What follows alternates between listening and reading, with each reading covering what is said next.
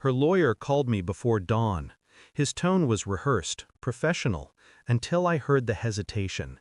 She's filing for divorce, effective immediately. A pause, then quieter. She also wants you removed from the company records. For a moment I couldn't breathe. The company, our company, the one I built from the ground up while she smiled for the cameras, shaking hands, giving speeches I wrote. The one where I worked 12-hour days under her name because she was the face and I was the spine no one saw. I didn't respond, just stared at the half-empty coffee cup on my desk. It still had her lipstick on it from last night. She'd kissed the rim before walking out to get some air. Now I understood what kind of air she'd been breathing. I tried to feel anger. I really did. But what came was silence. A kind of hollow, professional silence, like a man preparing an audit. I replayed every moment of the last few months. Her sudden late meetings, her detached eyes, the perfume that wasn't hers. The company's finances started shifting around that same time. Small transfers, consultant fees, unexplained deductions. She had me sign off on them all, smiling, soft hand on my shoulder. "You trust me, right?" she'd whisper. Trust. I gave her my life under that word. Resigned from my own career to manage hers. Let her take credit for everything. When we landed our first million-dollar client, she told the press, "I couldn't have done it without my amazing husband." And everyone clapped. No one saw that I was the one who built the system, handled the clients, negotiated every deal. She wanted a dream. I gave her one. She wanted power. I gave her mine. Now she wanted me gone. I didn't argue. I signed the papers her lawyer sent, calmly. He thought I was defeated. But you learn a lot about someone when you manage their entire financial life. Every password, every transaction, every lie. I started reviewing the company's cloud backups, quietly, methodically. Emails between her and a new investor.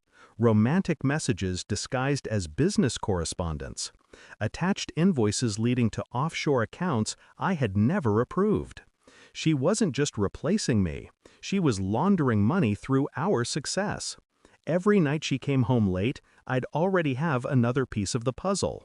Her laughter in the shower while I sat in the dark, copying files onto a flash drive.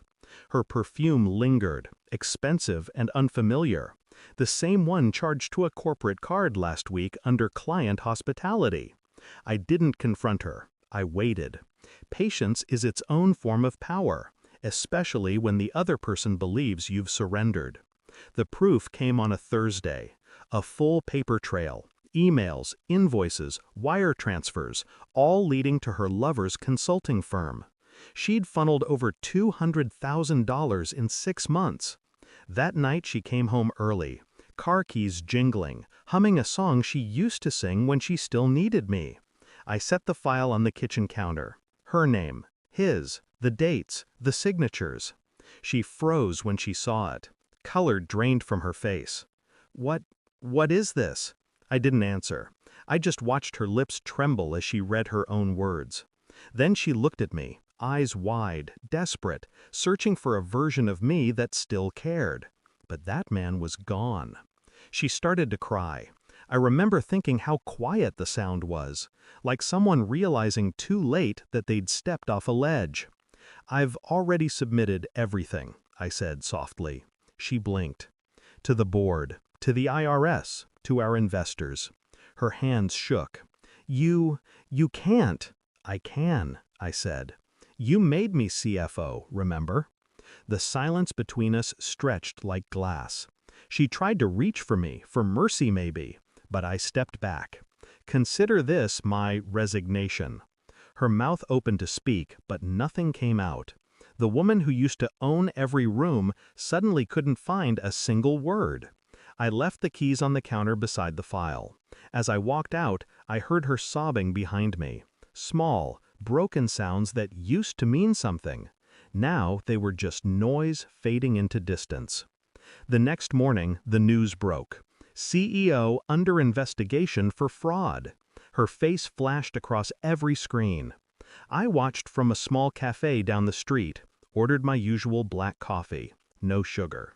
There was no satisfaction, no joy, just balance. People think revenge is about rage. It's not. It's about correction. She took my name off the company. I took her name off the future. By noon, her phone started ringing. By evening, no one answered anymore. I didn't look back. Didn't need to. Because sometimes the cleanest revenge isn't destruction, it's absence. And when I walked away, I made sure she finally understood what it feels like to lose something that never comes back. I wasn't her husband anymore. I was her ghost, and she built the company on my grave. Thanks for watching. Don't forget to like, share, and comment.